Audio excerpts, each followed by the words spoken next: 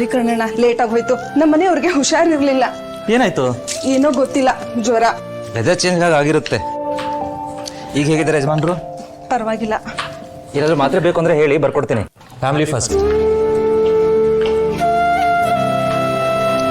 ನಿನ್ನೆ ಚೆಕ್ ಮಾಡಿದಾಗ ಅಜ್ಜಿಗೆ BP ಸ್ವಲ್ಪ ಜಾಸ್ತಿ ಇತ್ತು. ನೀವೊಂದು ಕೆಲಸ ಮಾಡಿ, ಇವತ್ತು ಯಾವುದೇ ಕಾರಣಕ್ಕೂ ಅವ್ರಿಗೆ ಉಪ್ಪಿನಕಾಯಿ ಕೈ ಸಿಗ್ದಿರೋ ಹಾಗೆ ಮಾಡಿ. ಇದ್ರೆ ನನ್ನ ಮೇಲೆ ಹಾಕಿ ಏನು ಹೇಳಲ್ಲ. ಅಪ್ಪ ನಿನ್ನೆ ಯಾಕೋ ಕಾಲು ನೋವು ಅಂತ ಫುಲ್ ನಳ್ತಿದ್ರು. ಸೊ ಅವ್ರಿಗೆ ಇವತ್ತು ಈ ಸೊಪ್ಪಿನ ಪಲ್ಯ, ಅಮ್ಮ ಅಜ್ಜಿಗೆ ವೆಜಿಟೇಬಲ್ ಸೂಪ್, ಚಿಕ್ಕಪ್ಪ ಚಿಕ್ಕಮ್ಮನಿಗೆ ಇವತ್ತು ಆಯಿಲ್ ಇಲ್ದಿರೋ ಚಪಾತಿ. ಸಂಜೆ ಜಿಮ್ ಮುಗಿಸ್ಕೊಂಡು ಬರ್ತಾನೆ, ಅವನಿಗೆ ಒಳ್ಳೆ ಮಿಲ್ಕ್ ಶೇಕ್ ಮಾಡಿ ತುಂಬ ಚೆನ್ನಾಗಿ ಡ್ರೈ ಫ್ರೂಟ್ಸ್ ಹಾಕಿ. ಹಾಗೆ ರಾಧಿಕಾಗೆ ವೀಟ್ ಸ್ಯಾಂಡ್ವಿಚ್. ಓಕೆ ಕಣಣ್ಣ, ಎಲ್ರಿಗೂ ಏನ್ ಬೇಕು ಅಂತ ಹೇಳಿದ್ರಿ, ಆದ್ರೆ ನಿಮಗೇನ್ ಬೇಕು ಅಂತ ಹೇಳೇ ಇಲ್ಲಲ್ಲ.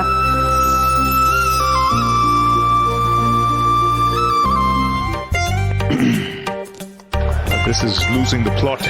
One would have to say. ಗೂಬೆ ಮುಟ್ಕೋ ಬಾಲ್ನ ಕುಟುಕ್ತಾ ಇದ್ದಾನೆ. And still 4 balls to go. You gotta check that. That looks about wayside, surely. ಕೊಡಿ ಕೊಡಿ ಅಂದ್ರೆ ಏನೊಳ್ಳೆ ಯಾವಾಗ್ಲೂ ಕ್ರಿಕೆಟ್ ನೋಡ್ಕೊಂಡು. ವೀಕ್ಷಕರೇ, ಡಾಕ್ಟರ್ ಕರ್ಣ ಅವರೇ ಈಗಿರುವಂತ ಕರ್ಣ ಅಲ್ವಾ? ಹೌದಲ್ರಿ,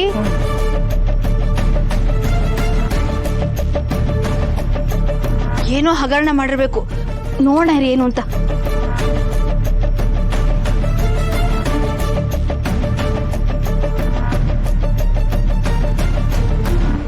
ನಮ್ ಕರ್ಣ?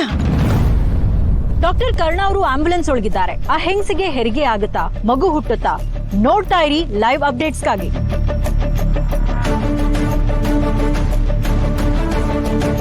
ಬ್ರೀತ್ ಮಾಡ್ತಾ ಇರಿ. Stay calm. ಏನಾಗಲ್ಲ, don't worry. Calm down, relax. BP variation ಇದೆ ಸರ್. ಸರ್ವಿಸ್ ಡಿಲೆಕ್ಷನ್ 2 ಸೆಂಟಿಮೀಟರ್ ಇದೆ ಸರ್. ಆಮೇಲೆ ಮಗು ತಲೆ ಮೇಲಕ್ಕೆ ಆಗ್ಬಿಟ್ಟಿದೆ sir. It's a breech case.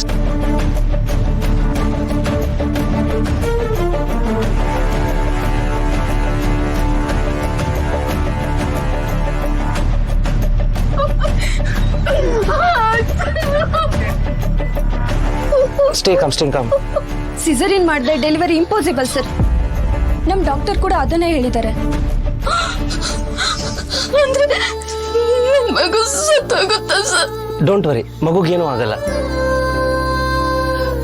Stay strong, calm down, relax.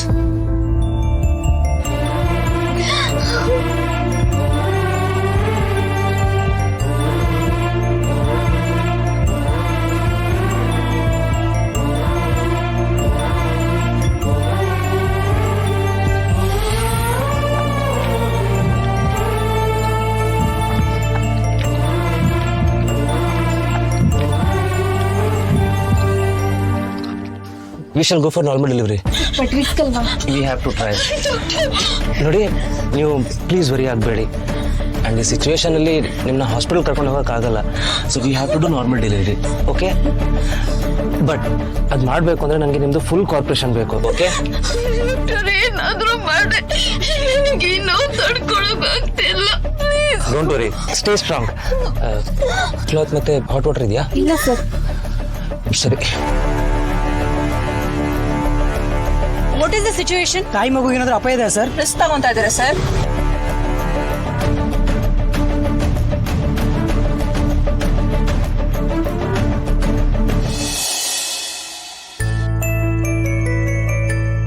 ನಿತ್ಯ, ಬ್ರೋಕರ್ ಶಾಮಣ್ಣ ಫೋನ್ ಮಾಡಿದ್ರು.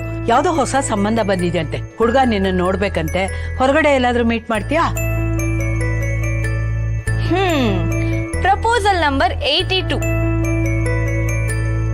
ಏನು ಯಾವಾಗ್ಲೂ ತಮಾಷೆನೇನಾ? ನನ್ ಕಷ್ಟ ಏನು ಅಂತ ಅರ್ಥನೇ ಆಗಲ್ವಾ ನಿಂಗೆ? ನಾನು ಆಗ್ಲಿಂದ ಎಷ್ಟು ಮಾತಾಡ್ತಾ ಇದ್ದೀನಿ, ನೀನೇನು ಉತ್ತರನೇ ಕೊಡ್ತಾ ಇಲ್ಲ. ಆಯ್ತು, ನೀನ್ ಹೇಳ್ದಾಗೆ ಆ ಹುಡುಗನ ಮೀಟ್ ಮಾಡ್ತೀನಿ. ಚೂರು ಉಪ್ಪಿಟ್ಟು ಮಾಡ್ಕೊಡ್ತೀಯಾ?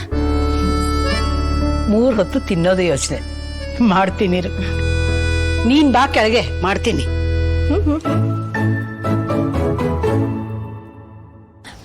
ಈ ಸಲ ಏನಾದ್ರೂ ಮದ್ವೆಗೆ ಒಪ್ಕೊಳೆ? ಓ, ನಿನ್ಲನ್ ಕ್ಲಿಯರ್ ಮಾಡ್ಕೊಳ್ಳೋ ಪ್ಲಾನಾ?